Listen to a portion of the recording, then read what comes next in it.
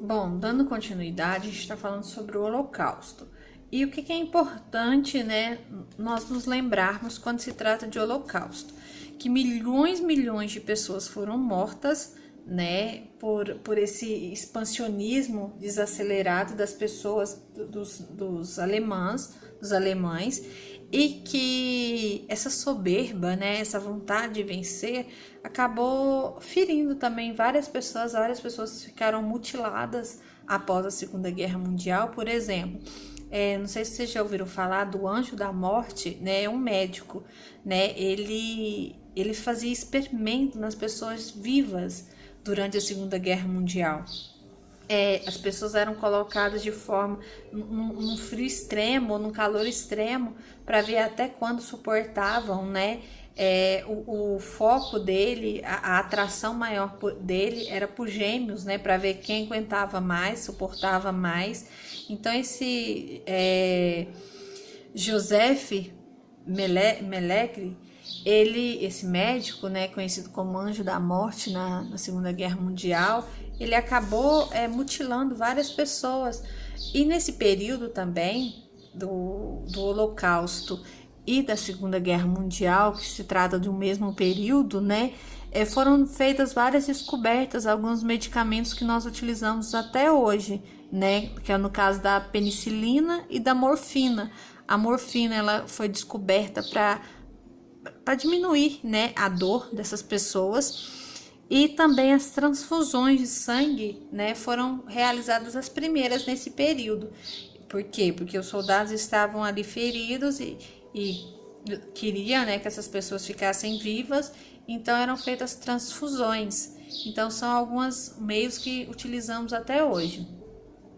E aí nós temos o Holocausto Brasileiro. Professor, o que foi isso? Existiu esse Holocausto Brasileiro? Existiu. Eu peguei parte de um livro, né, que fala, o nome dele é Holocausto Brasileiro.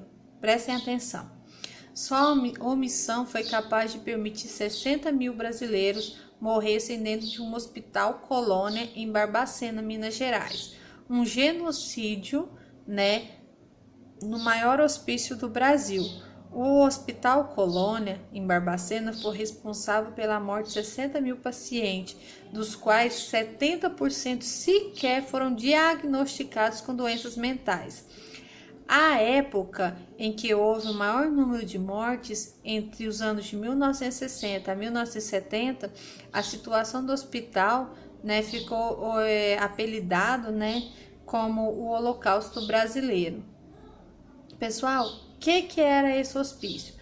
Por exemplo, nós tínhamos aí, amontoados em um trem chegavam, né, Maria, José, Silvios, Antônios, Elzas, eram pessoas tristes, pessoas tímidas. Por exemplo, na família tinha alguém que era muito tímido, né? Então essa pessoa, porque não gostava de conviver em sociedade, não gostava, então essas pessoas eram enviadas para lá porque causariam vergonha, né, a seus familiares. Quem mais? Epiléticos, alcoólatras, homossexuais, prostitutas, meninas que engravidavam de seus patrões, mulheres trancadas pelos maridos. O marido quer casar de novo, mas fica feio se separar, né? Então manda ela para lá e fala que morreu, né? Então, trancadas pelos maridos, moças que perderam a virgindade antes do casamento e crianças rejeitadas pelos pais por não serem perfeitas, com algum tipo de deficiência, né? Essas pessoas eram presas lá nesse hospício. Estavam ali porque porque alguém tinha declarado que elas eram loucos, mas na verdade não tinha laudo nenhum que comprovassem isso. Na colônia, as pessoas internadas eram condenadas à morte, enquanto vivas eram expostas às mais variadas indignidades, como comer ratos, beber água de esgoto ou tomar eletrochoques constantes. Pessoal, eles conta-se, né, alguns relatos que bebiam até a própria urina, e as meninas grávidas que chegavam ali acontecia os partos ali e era retirada essa criança, tá? E era retirada essa criança da mãe. Então, muitas para ninguém chegar perto delas, pegava até as fezes e passava na barriga, como uma forma da pessoa que trabalhava lá ter nojo, né, e não chegar perto. Um holocausto praticado pelo Estado, com a conivência de médicos, funcionários da população. Todos falharam com as 60 mil vítimas da colônia. Ainda que tenha semelhança com o campo de concentração nazista, o caso aconteceu em um manicômio na cidade de Barbacena, em Minas Gerais. E em Barbacena é um lugar muito frio, né? Então essas pessoas eram expostas a muito frio, onde ocorreu um genocídio, né, no Hospital Colônia. Foi um hospital psiquiátrico fundado em 12 de outubro de 1903 na cidade de Barbacena. Aí nós temos algumas imagens aqui do prédio, aqui de uma criança totalmente exposta, né, à temperatura, o sol muito quente e muitas moscas, né? E até o couro dessas pessoas, pessoal, era vendido, tá? Até os cadáveres também eram vendidos para estudos, tá? Então, assim, muitas pessoas entravam ali como indigentes e morriam e eram tratados como indigentes. E aqui algumas imagens, né, de alguns personagens que estão no livro. Então, consequências da Segunda Guerra Mundial: 55 milhões de mortos, 35 milhões de feridos, 20 milhões de órfãos, 190 milhões de refugiados. Muitas pessoas saíram de seus países, né, e foram para outros países, inclusive para o Brasil.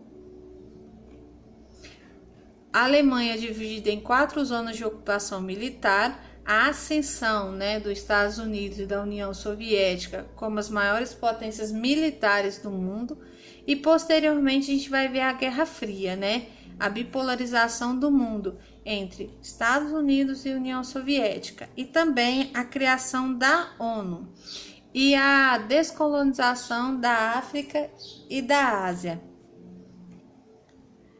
Quando que foi criada a ONU e por quê? A gente viu que lá no finalzinho da Primeira Guerra, né, tentou-se criar a Liga das Nações, só que não foi bem sucedida.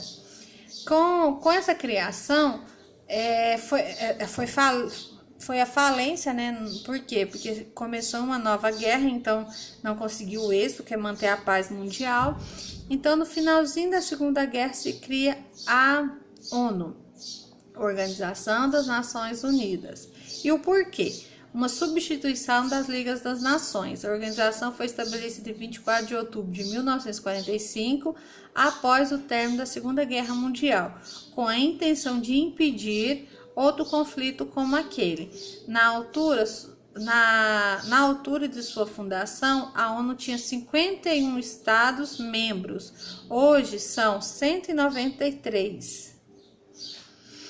Então, chegamos ao fim, né, desse estudo. Espero que vocês tenham compreendido, né, tanto os antecedentes, o decorrer, né, e a conclusão, como que acabou a Segunda Guerra Mundial, os horrores do Holocausto, né, a importância a professora, mas para que ficar relembrando isso, para que as pessoas tenham consciência de não repetir, né, esse extremismo, esse ódio contra as outras nações, né? Obrigada pela atenção e participação, se inscreva no canal e até a próxima aula. Carinhosamente, professora Mendes.